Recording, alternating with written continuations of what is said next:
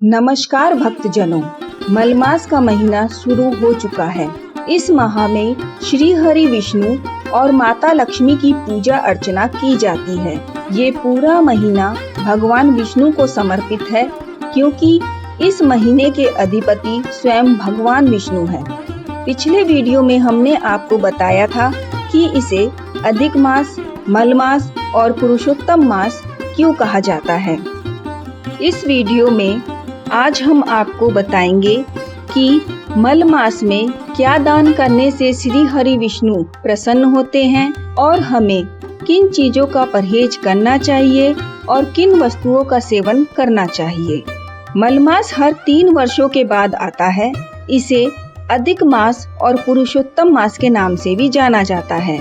मल मास में भगवान शिव के साथ साथ भगवान विष्णु की भी पूजा अर्चना करने का विशेष महत्व है। इस महीने में किए गए दान पुण्य का फल 2 गुना मिलता है। अब हम बताते हैं कि मलमास में आप क्या दान कर सकते हैं। मलमास में केले का दान करने से घर में सकारात्मकता आती है, साथ ही परिवारजनों में प्रेम बढ़ता है। अधिक मास में पीले वस्त्र, पीली मिठाई और पीला अन्न भगवान विष्णु को अर्पित करके जरूरतमंदों में दान करना चाहिए। ऐसा करने से भगवान विष्णु की कृपा आप पर बनी रहेगी और जीवन में सुख समृद्धि बढ़ेगी। अधिक मास में गरीबों को भोजन दान करना बहुत ही पुण्यकारी माना गया है। ऐसा करने से माँ लक्ष्मी और माँ अन्नपूर्णा प्रसन्न होती हैं और घर में धन धान्य की कोई कमी नहीं होती। ज्ञान का दान महादान कहलाता है। अधिक मास में जरूरतमंद व गरीब बच्चों को किताबें दान करनी चाहिए। इससे भगवान विष्णु, माँ लक्ष्मी और माँ सरस्वती की कृपा बनी रहती है। मलमास में नारियल दान जरूर करना चाहिए। नारियल का दान करने से परिवार में सुख शांति बनी रहती है, क्योंकि नारियल को श्रीफल कहा जाता है, यानी ये लक्ष्मी जी को अत्यंत प्रिय है। अतः इसे दान करने से माता लक्ष्मी की कृपा प्राप्त होगी और सुख समृद्धि का वास घर में रहता है। मलमास में दीपदान का विशेष महत्व है। घर में और मंदिरों में दीपक जलाकर उचित स्थान पर रखना दीपदान कहलाता है।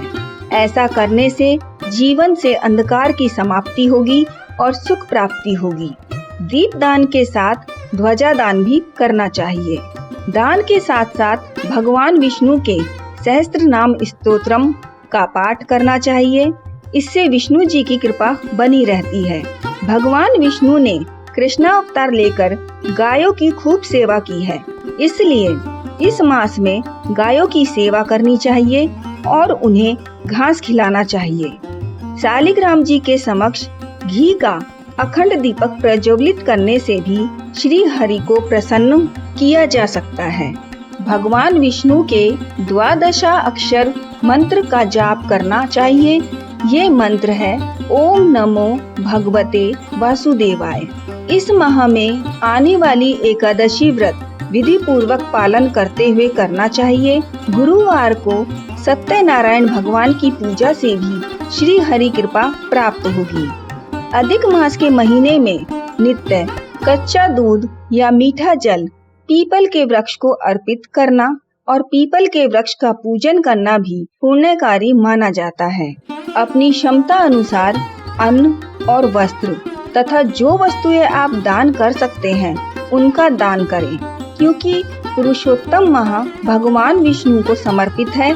इसलिए इस माह में भगवान विष्णु को खीर, पीले फल, पीले रंग की मिठाई, पीले वस्त्र इत्यादि अर्पित करने चाहिए।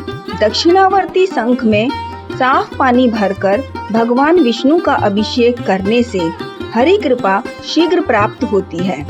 अधिक मास में प्रतिदिन कर्पूर और धूप जलाकर वातावरण को सुगंधित और शुद्ध बनाए रखने से भी श्री हरि प्रसन्न होते हैं।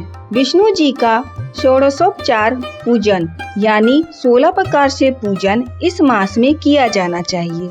ये है ध्यान, प्रार्थना, आसन, पाद्य यानी पैर धोने वाला जल, अर्घ्य, आचमन, स्नान, वस्त्र, यज्ञोपवीत, गंधाक्षत, पुष्प, धूप, दीप, नैवेद्य, तांबूल, दक्षिणा, जल आरती, मंत्र पुष्पांजलि, प्रदक्षिणा, नमस्कार एवं स्तुति।